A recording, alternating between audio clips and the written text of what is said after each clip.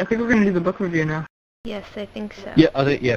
Okay, for the first book review, we're going to be doing book number 1, obviously, The Invasion, which, as I'm hoping everyone knows, starts off with the 5 Animorphs running into Elfangor, getting the power to morph, and starting the fight against the Yeerks.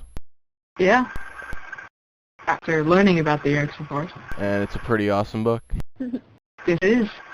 So, I guess we have a couple of things.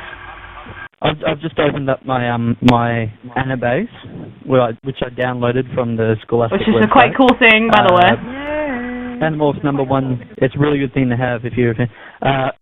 So Animorphs #1, The Invasion, 184 pages long. It was first released in June 1996, and it has the most individual-looking cover morph of any of the books, because it was before they had decided on the style, I guess. Yeah, it was sort of a weird one, wasn't it? Yeah, it's like just the head and it's sort of see-through type thingy, transparent. and there were much more parts to the morph than there are on any other books. Looks a lot more computer generated. Yeah. But the other version was all drawn looking. Are we done contemplating the pretty cover? Yes, yeah, I think, we're done with the cover for the time being. Alright. So, you want to move on to the ring? Yeah, we can pick up the cover conversation at the end. Anyway. Oh, by the way, it's narrated by Jake. Nobody knew that. Yes, that's probably... Yeah, no one could have guessed that the first book. Is narrated by the leader of the entire thing. Yeah, I think he ended up with the most personally narrated books. I think it was him and Rachel that had the most.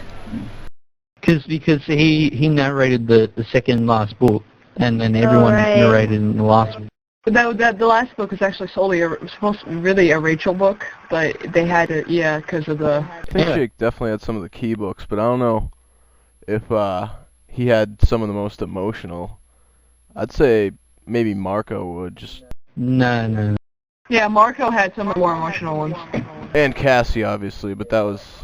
Yeah, Cassie, for different reasons. Well, Cassie's just the emotional one. Yeah. Marco had to deal with his mother's death like 3 times. Yeah. Yeah, that might have been a little... Yeah, that could scar a kid for life. Yeah. Maybe we should actually talk about the invasion. Yeah. Yeah, the first book, that would be, yeah.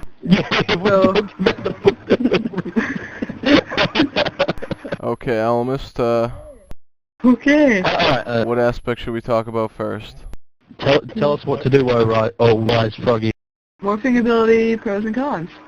Alright, I don't, this doesn't really come under pro or con, but an interesting there's something interesting that many people might not realize, that the morphing ability actually is somewhat parallel to Yeerk infestation. Yeah, that was kind of Cassie's view on the whole dolphin thing, almost. And acquiring humans. But it's not really, because it's just their instincts, right?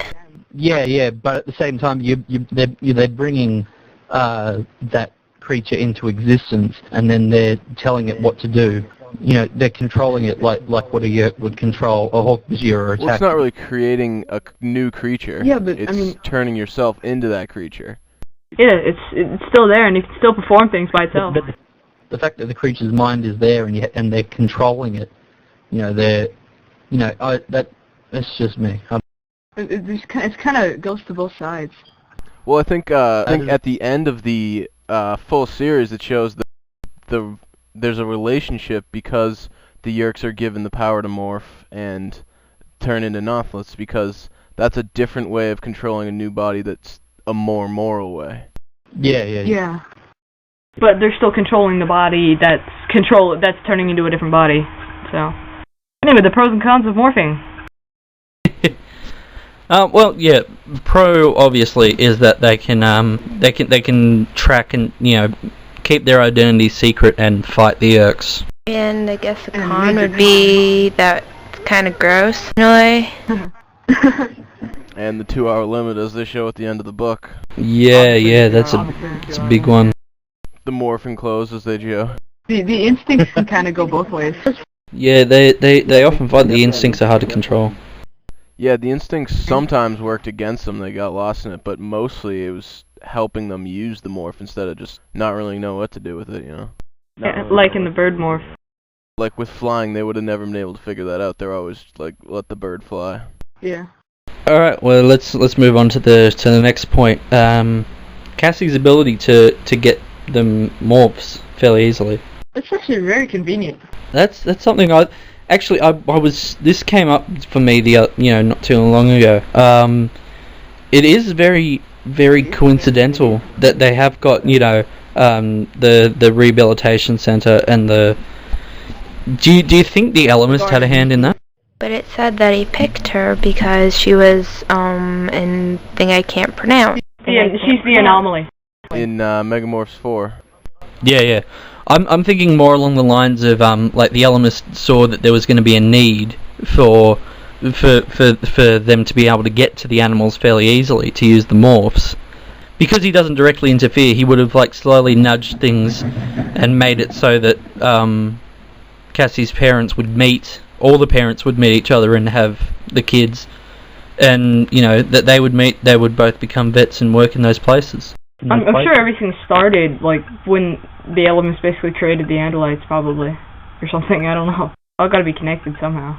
When you read Elements Chronicles, he didn't have any of this planned out like way back then. So I think a lot of it he just kind of stumbled on.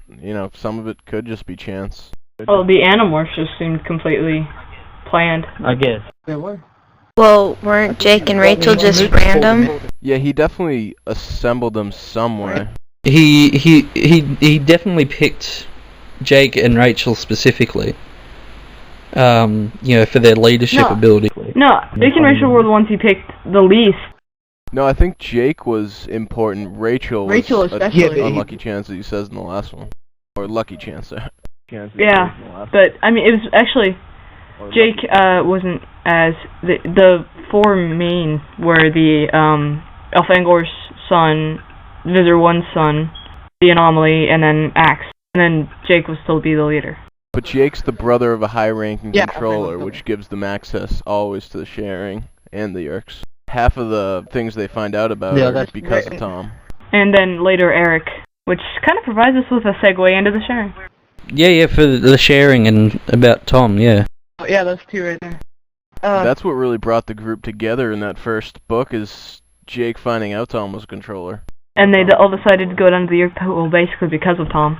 Yeah, because Jake didn't really want to do it, Marco definitely didn't want to do it, and just because Tom was a controller, they all said, we're gonna help him. That put it into perspective, really. It kind of, it's one of those things that brings it down to earth. It seems like, oh yeah, it's not my problem, it's happening to other people, and then all of a sudden, they see how it's connected to them. Yeah. I've kind of found the sharing as a front for the Yerks a little weird. I don't know. It makes sense to me. But then couldn't they get the kids to get their parents to come to the sharing, and their parents would be happy that. Well, the thing I think is weird is that the sharing seems to attract more weak, kinda I don't know what I'm really doing people than the people they'd want the powerful, kinda have control over things people. Those are the easy ones to get, though. Yeah, they're easy to manipulate, and then once there's a Yerk in there, they're able to train them to do whatever they need them to be able to do. When you read Visser, that's really who they had in mind when they created the sharing. That was Visser 1 really only sampled that kind of person when she designed the sharing. She thought that what was all humans were like.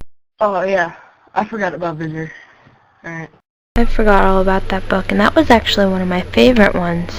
Yeah, that was very good. Okay. Yeah, next big thing is Tobias. He's an all-round really interesting character, especially in this first book. He's one of the more interesting ones in the beginning. Yeah, this is the first time. This is the only time really. Tobias has the idea of strictly fighting. You think he's gonna be like a normal member of the team. He was the one that really wanted to do it. Yeah, well that's because straight off he felt the connection with Elfangor.